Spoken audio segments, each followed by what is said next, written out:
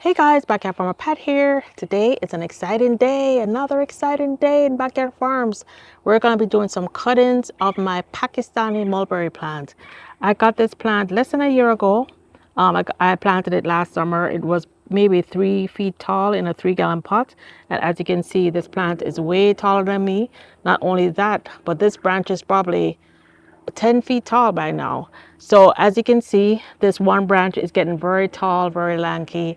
It's actually just not spreading at all, and it's actually bending back over to the ground because it's just very lanky. I want to have multiple cuttings from this plant.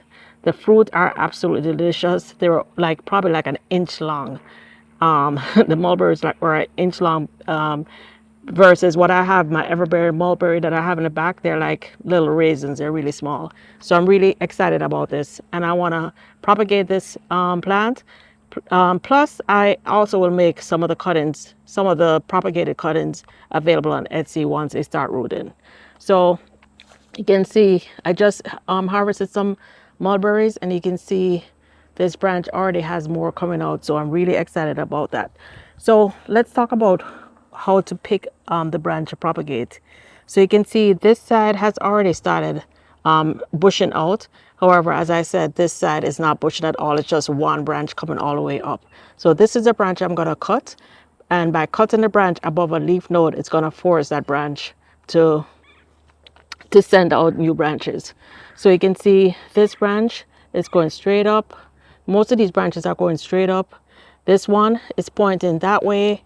I'm not going to cut that one. Let's see if we have any more here.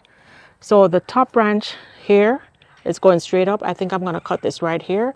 Then I'll be able to make multiple cuttings from this, which means multiple plants. So let's go ahead and cut this.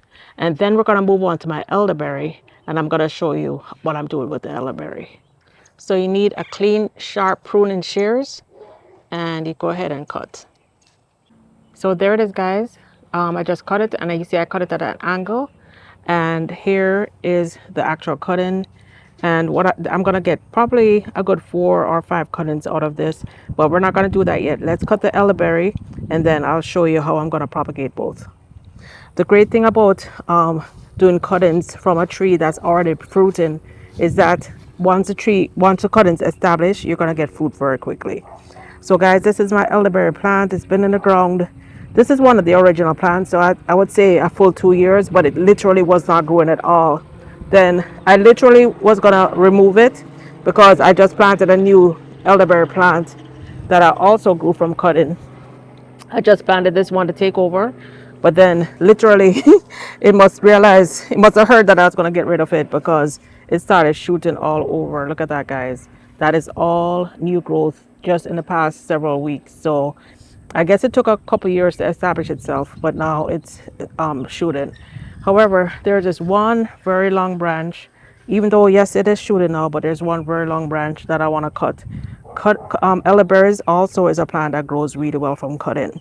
So as I said, the branches going straight across. I want branches to go up, so I'm gonna cut somewhere where I see these branches going up. However, I don't want it to go all the way into my bougainvillea, so I'm gonna cut it all the way back to here so that it's more bushy, so that this branch will now come up. So I'm gonna cut that here. Then on this side, I'm gonna do the same thing. Find a leaf node. I'm gonna cut it right here, so I'll have all that. So I'm also gonna have several elderberries that I can grow from cutting. So let's go ahead and cut this. All right, there you have it, guys. It's cut back, and then now this is gonna continue growing up, and the same thing on that side. That branch is gonna continue growing up, and now we have a nice round elderberry plant. So let's take the cuttings in the back. All right, so let's look at what we have. So this is what the Pakistani mulberry looks like close up, and this one is the elderberry cuttings. So I'm gonna cut these in 12-inch pieces, and then here's what I'm gonna use. This is some good potting mix. I have earthworm castings in here. I just soaked up some coconut coir because remember, guys, that we want these cuttings to form roots, so we need the soil to be very, very light. However, you could use just coconut coir, but I prefer to add some kind of nutrition to it. That's why I always add in my earthworm castings and other things just in case I don't make it in time to water it or give it food. I want to make sure there's nutrition in here. And also you need a rooting hormone. I normally 9 times out of 10 I just use aloe vera. Aloe vera is a great rooting hormone, and if you guys have watched my previous videos, you can see that works really, really well for me. But you can buy a rooting hormone, and I have rooting hormone here. Before I was using aloe vera, I was using rooting hormone, and that also is great. So let's get this in some pots and let's start the cuttings. All right, so first of all, here's what we need. We need the aloe vera, which I just broke a piece off one of my plants. And you see that gel. That gel is what causes it, has a rooting hormone that causes it to grow. That's natural rooting hormone. Then there's Garden Safe Take Root rooting hormone. You can get any rooting hormone, but I think this one is very popular. You can see that Home Depot, Lowe's, probably most of the stores. So I'm going to show you how I do it. I actually also just picked a few took a few cuttings of my Jamaica broadleaf or Cuban oregano or French thyme, whatever you call it. Definitely is our family's favorite herb in the garden. Very easy to grow from cuttings. I took it off my Etsy store because sometimes when you ship it, it might be in a box for a whole week, or someone might forget it in the mailbox and it die. So I'm only selling plants this year. I'm behind. I should have started the plants already, but I'm going to start these from cuttings. And then I got 12 elderberry cuttings, and I have 4 Pakistani mulberry cuttings that I got from that branch. So first thing we're going to do is we're going to remove these leaves. So let's do that. So you'll see for every one, I cut the top where it's right over a leaf node so that this can grow. So I'm gonna go ahead and remove the lower leaves. This is the part that's going down into the soil. So top 2 leaves, I'm just gonna cut these in 2. Cut these smaller, and then this should cause the leaf reduce the transpiration. We don't want all the water to leave through the leaves, so we're just cutting the leaves really small like this. Then at the base, I'm just gonna lightly scrape it. It may not be necessary for it's only necessary for plants that are hard to root, but why not do it? All right,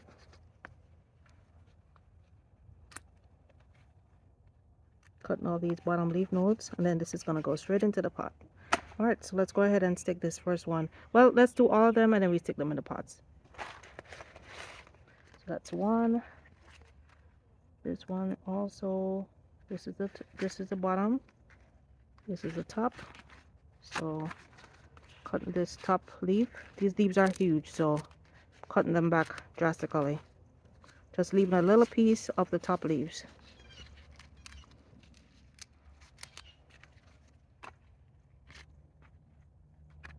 Oh, look, this one already has a little side branch coming. So that's 2.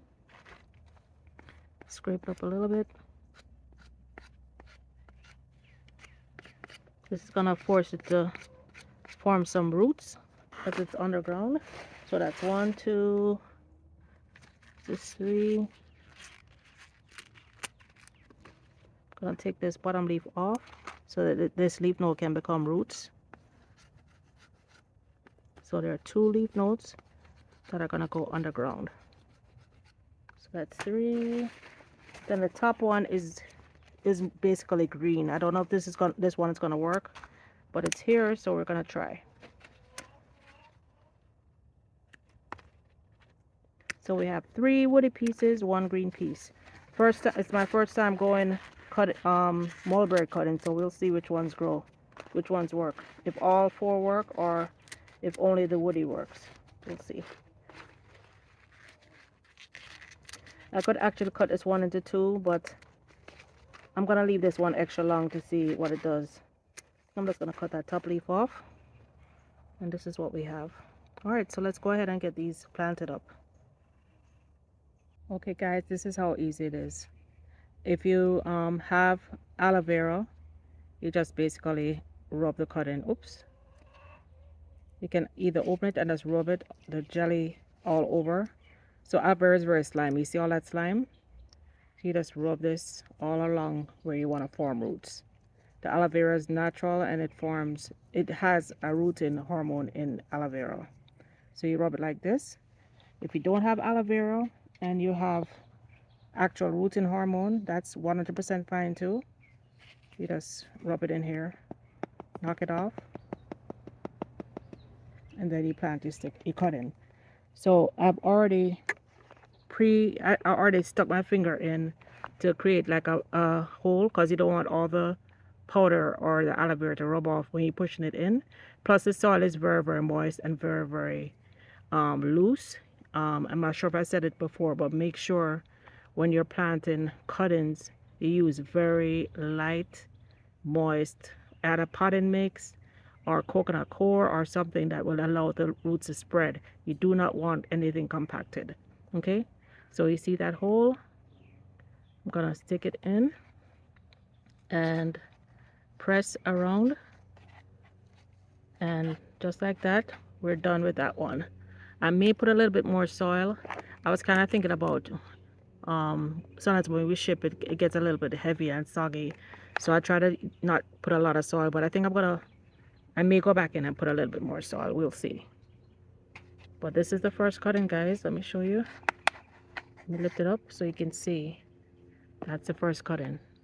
You see the leaves are cut significantly smaller. I could even take off one leaf, but we'll see how it handles it. So I'm gonna do one more with you, and then I'm gonna move to the elderberry, and then we're gonna talk about how we care for the cuttings while we're waiting for them to form roots and start fruiting. All right, so this one I'm just gonna do aloe vera. So rubbing the aloe vera all up and down the branch, the part that's gonna go into the ground, so to stimulate root growth. Then we're gonna stick it straight into the pot. There you go. Press the soil around it, and there is our second cutting. Guys, look what I did. Oh man, I actually bumped over the rooting hormone by mistake, so I'll be using rooting hormone moving forward. So for the elderberry sticks, I'm only gonna leave a couple leaves on the top, and I'm gonna cut the rest off. We're gonna leave that leaf on top. We're gonna remove this one. So removing this lower leaf.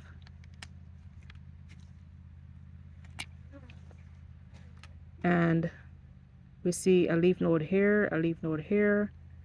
The pots are pretty shallow, so I don't think it's gonna make it quite up to here. So I'm gonna cut a little bit of this so we can get 2 leaf nodes underground. So I'm gonna cut right here that has no leaf nodes.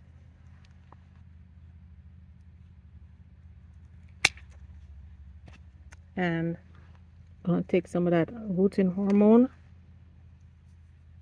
rub it against the nodes, scrape it a little bit, kind of bruising that area so it can become roots. Put a little rooting hormone on there and stick it into the pot. All right, so I'm gonna do that 12 times. This one actually, this is the top. There are no leaf nodes. This one has a leaf node at the bottom. It's just how this one was cut. So I'm gonna remove these leaves, and then hopefully it will generate new leaves here and at the top. So I'm gonna remove this. I'm gonna cut this a little shorter so we can have these 2 on the ground, and then hopefully leaf nodes on top. So guys, with cuttings, they don't always 100% work. You know, sometimes you lose some cuttings. That's why it's good to do multiple cuttings. They're not gonna all work, and that's why I'm just making sure that if something is on Etsy, it actually has roots. So that's why no more cuttings. All right, guys, so I'm gonna just make sure with this one, I'm gonna go ahead and use aloe vera as well as a rooting hormone. Give it extra time, extra opportunity to grow. So put the rooting hormone on and then stick it in. So I think I'm gonna have to put some more soil because I noticed that both joints don't make it underground for some of these cuttings. So I'm gonna go ahead and finish this up. You know what, before I'll finish this up offline, let's go ahead and do some of these Cuban oregano. So Cuban oregano, and this also applies with tomatoes. You know, tomatoes, you always see the little hairs along the stem. That these hairs will become roots if grown on the ground, or you can put it in the water to root it. However, sometimes when you put these in water first, there are times if you don't change the water like every other day, it can start rotting and then you lose your cutting. So here I'm gonna remove these lower leaves, which are absolutely delicious. So these will probably be in dinner later. I'm gonna remove these lower leaves, and I'm gonna leave these leaves on top. I don't think with Cuban oregano it's really necessary to remove all the leaves. It's pretty easy to root. I'm gonna take my aloe vera and rub a little bit on this bottom leaf node and along the stem, and I'm gonna stick this in the soil. Put a little bit of rooting hormone also, since it's here on the ground, don't want it to waste. Put a little rooting hormone. Stick my finger in the soil. Let me get a little closer. Stick my finger in the soil, and then I'm gonna stick this in here. All right, and just like that, same thing. That's just like that. Hopefully in another few weeks I'll see new growth coming, and that will let me know the roots are established. For the elderberries, well, for the mulberries, it can take 6 to 8 weeks. Elderberries, I'm assuming around the same time. So let me finish up, and then I'm going to show you what to do next. All right, so I went through, I mulched each one because you want to keep the moisture in. I watered them in well so that the soil is moist. If you have, say you have some dishes or something that they can rest at the bottom, so that way you can water it and there's always some water, some moisture, then perfect. If not, just make sure that you mist it every day. Make sure you keep the soil area moist but not wet. You don't want the roots to start growing and rot, so you just want to keep it moist. What I'm gonna do now, you want to keep your cuttings out of the direct sun, so I'm gonna pull it over to my normal area by my star fruit and my ackee tree. That's where I keep all my cuttings, or all my tender plants, like my young plants before I put them in the garden. They're all over there. So this will be here, this will be under there until they start rooting. Yeah, you can see everything is done. So these are my elderberries, these are my Pakistani mulberries. I have my broadleaf thyme, or Cuban oregano, or Jamaican thyme, whatever you want to call it. You can see I left those leaves on, but everything else I either removed the majority of the leaves, just left a couple leaves on. So guys, I hope you enjoyed this video. Hope you found it helpful. If you have any questions, you can drop a comment below and I'll try my best to answer. I do have these cranberry hibiscus. Those are not from cuttings. Those are actually from seed. They are ready to go into the ground. Just put them on my Etsy today. So as a matter of fact, oh my gosh, look at this, guys. It's actually ready to blossom. I didn't expect it, I guess, because yeah, so some of them are actually ready to blossom, so ready to get into the ground. So if you're interested, check out my Etsy store. It's Plants by Farmer Pat on Etsy. All right, guys, till next time. Bye now. I'll give you a quick 9-day update. I ended up cutting off most of the leaves. As you can see, these are the elderberry cuttings. But guys, look at this. It's day 9, and you can see the leaves are pushing out of these elderberries. So the elderberries are doing very well. Nothing yet on this one, but they're all doing very well. On the mulberry cuttings, I also removed all the leaves. And then guys, look at this. See that? See right there? You can see the mulberries are pushing. All the sticks of the mulberries are doing very well. This was the one that was green. Even that is pushing. And of course the broadleaf thyme, very easy to grow. I'm just growing it in moist soil. I actually have some inside also. Well, one piece that I stuck in a pot with a little water, and that also is growing. So just wanted to give you that quick update. You guys will see them as they grow, and eventually I guess they'll make it to Etsy.